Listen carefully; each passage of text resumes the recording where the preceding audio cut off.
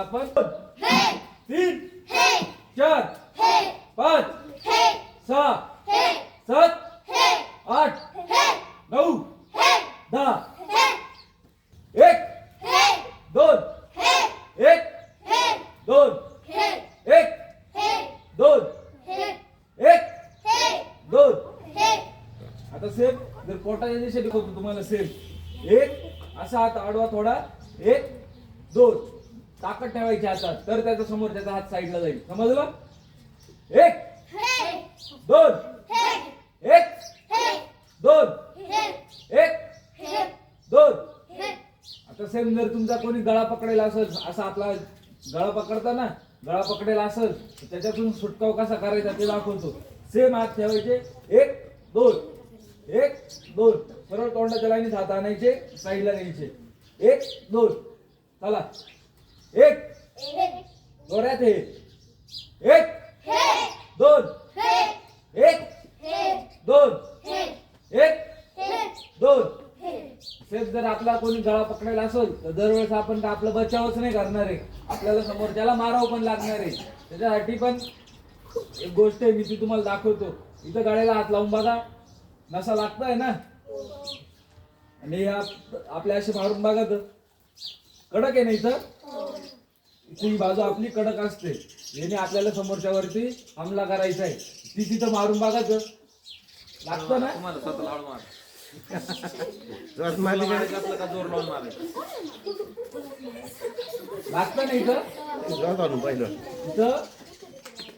ही बाजू समोरच्या व्यक्तीची पण कमजोर असते आपल्याला इथं अटॅक करायचा आहे त्याच्या इथं वार करायचा आहे सेम हात सरळ हात खाली असले की पटकन असे वरती न्यायचे 1 2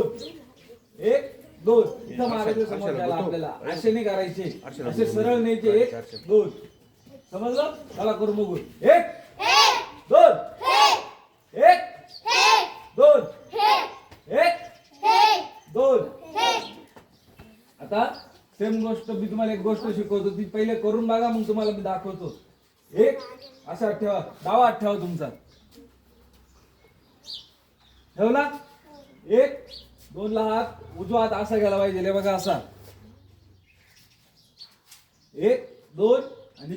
3 करायचा असं तुम्हाला 1 2 असा हात करायचा असा असा 3 समजलं आता तुम्हाला करून दाखवतो हे कसं होतं 2 3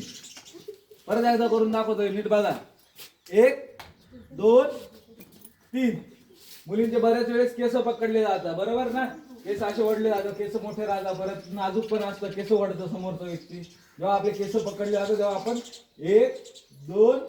आणि 3 समोरच्याला ढकलून द्यायचं म्हणजे तो पुढे निघून जाईल आपल्याला मागून पळता येईल लगेच चालत ये इकडे पुढे करून बघ ये ना दोघी जण या पुढच्या दोघी असं आता तू कर तिला डावात हा डोक्यावर तिथे त्याने असं बघा तो असं तिकडनं खालनं दे समजलं रोज याची प्रॅक्टिस करायची रोज याचा सराव करायचा तुम्हाला 10 ते 15 मिनिटं चालेल